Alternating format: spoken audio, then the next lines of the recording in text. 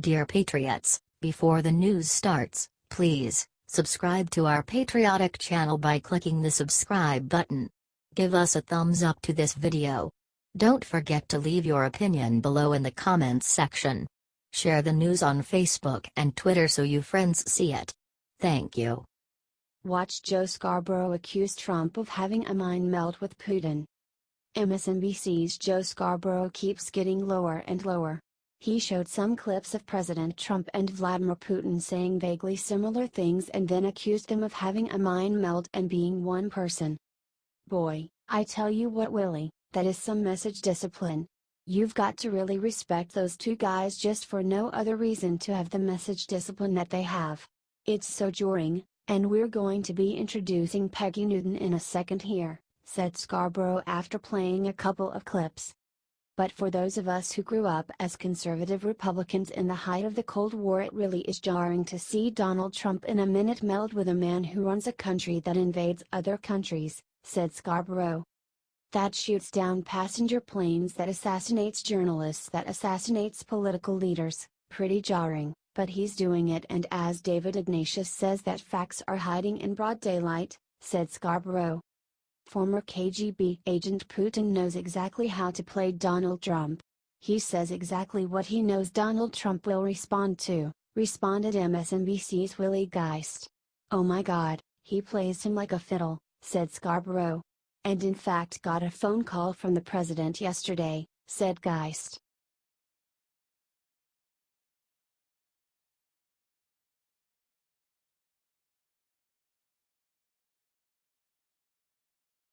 Breaking: one top Trump staffer is about to get fired. For various reasons, there has been a great deal of turnover within the staff of Republican President Donald Trump in the White House. This may not come as a surprise, since Trump is an outsider whose style does not fit easily within the established Washington, D.C., conventions. Former Health and Human Services Secretary Tom Price was the last to go, and, according to reports, Trump's Chief of Staff General John Kelly is planning on resigning from the administration within a week.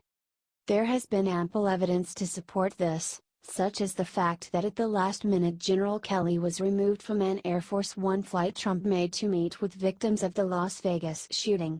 Reported Bloomberg's Jennifer Jacobs via Twitter, General Kelly was originally going to be on a F-1 to Vegas with Trump today but was pulled off flight, I'm told. She added, not answering cues about it. It has been the custom for General Kelly to accompany President Trump on his trips, so this unexpected decision is telling.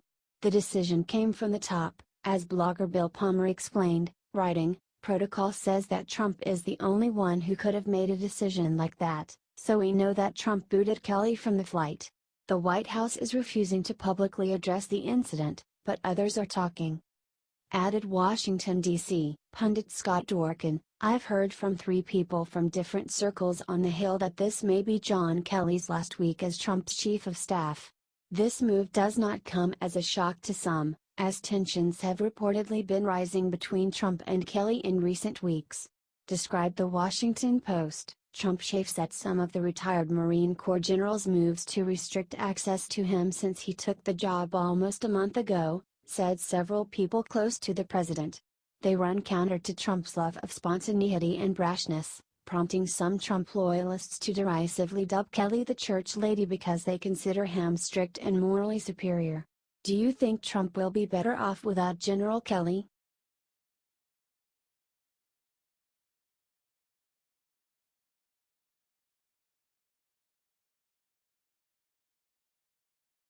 Breaking: Las Vegas witness says there was more than one shooter.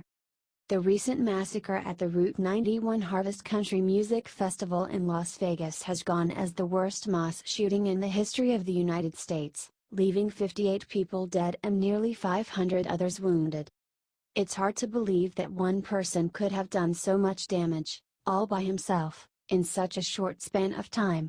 One concertgoer named Gail Davis, who was at the concert, recently told conservative radio host Michael Savage why she believes there may have been more than one shooter.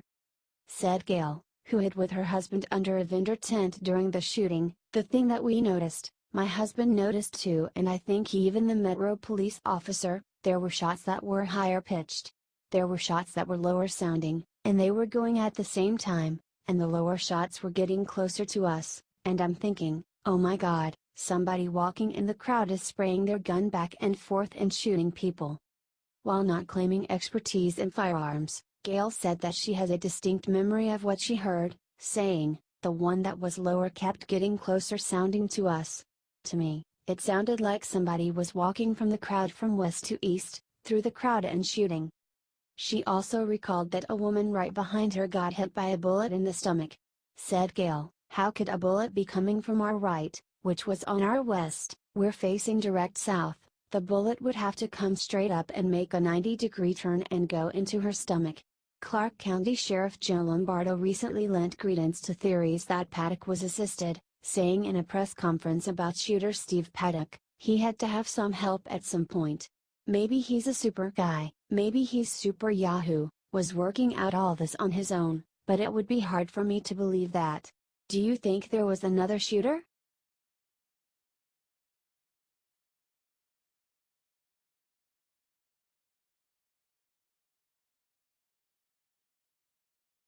It's not fake. Chris Cuomo has on-air meltdown after being called out for being fake news. CNN's Chris Cuomo has a huge problem with being called fake news, even if it's true. He once compared a journalist being called fake news to a black person being called the N-word. I see being called fake news as the equivalent of the N-word for journalists. It's the equivalent of calling an Italian any of the ugly words that people have for that ethnicity. That's what fake news is to a journalist. It is an ugly insult, and you had better be right if you're going to charge a journalist with lying on purpose, said Cuomo. He apparently still hasn't gotten over his hang-up. Mick Mulvaney, Office of Management and Budget Director, accused Cuomo of only reporting on the bad stuff when it comes to Trump and Puerto Rico. He accused CNN of ignoring all of the good that Trump has done. That's not what you do in a situation like this, screamed Cuomo. You report the reality. That's not being done to you, to the president, Mick, to embarrass you. Whatever's being done is not enough, and if you don't know that now, you're never gonna know it, said Cuomo. Well, the good news is you're clearly going to do a better job going forward, and we appreciate that, said Mulvaney sarcastically. When you say some of this reporting is fake, it's disingenuous and it's not true. Don't call it fake because it's not fake. Everybody gets that it's going to take time. But you know what else people get? You could have had more people there, Cuomo screamed.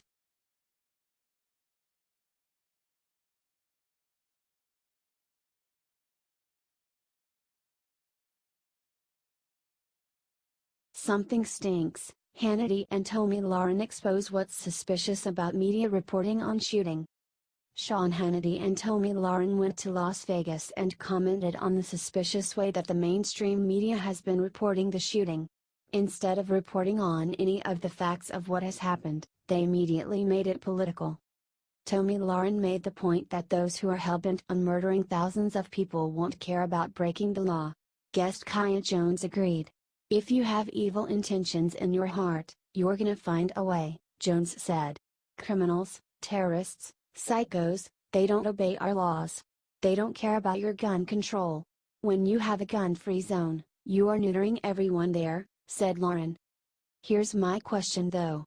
Why are we spending all of this time, not us, but others in the news and others in the celebrity sphere, why are they spending so much time analyzing what kind of guns he used, how many he had? Asked Lauren. I want to know more about him and more about his friend. I want to know about the victims and their families, asked Lauren. Don't you find there is something off here? Really off? Asked Hannity. Where there's smoke, there's fire, said Lauren. Usually in situations like this you know everything about the person. Every Facebook page they've ever been on, everyone they've ever known, and all of a sudden, all we're talking about is the weapons he used and the firearms? No, something stinks, said Lauren. Do you agree?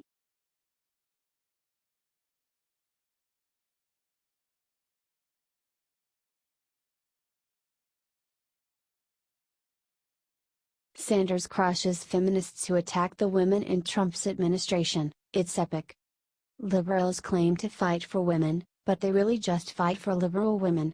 This is seen time and time again as they launch vicious attacks at Sarah Sanders. They attack her for her appearance and her weight.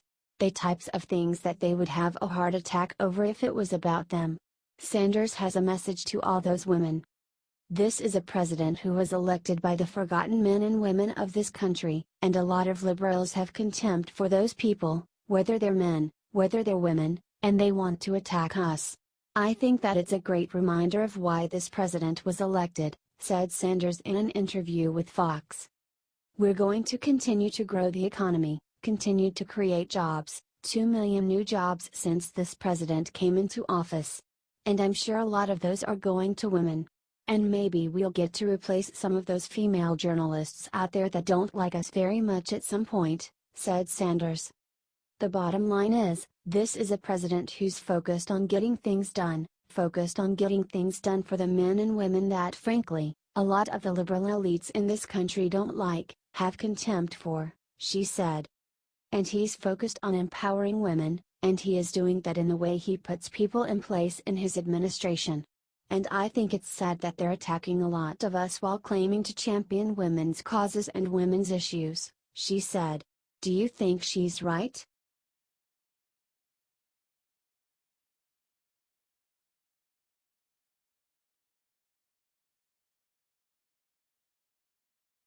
Liberals launch attack against Taylor Swift for saying she had a great year. Taylor Swift just got in big trouble with liberals? Why? For feeling happiness. With Donald Trump as president, you are not allowed to feel joy. Swift started the controversy with a post of a London concert on Instagram. I love you guys so much. This was a photo at Paul_Sidoti took at a Capital official Jingle Bell Ball in London a few days ago. I couldn't have asked for a better year, all thanks to you. Thanks for all the birthday wishes. Can't wait to see what 28 will be like. See you on tour, wrote Swift. That was enough to offend liberals. Is there anything more annoying than Taylor Swift talking about what a great year 2017 has been while everyone else is fighting for our lives under Trump? Ugh! Wrote Kevin Allred, a college professor who teaches a class called Politicizing Beyoncé. She is so out of touch with the real world that it's disturbing. Lol. Nobody cares what a great year she had, wrote another user. I mean, yeah, there were Nazis and white supremacy marches, and families are being torn apart, and there were mass shootings, and people are losing health care, but none of that affects me, so 2017 was great, wrote another. There was even an article written by The Cut called A Straight, White, Multimillionaire Pop Star Had a Great 2017, that mocked the artist for feeling joy.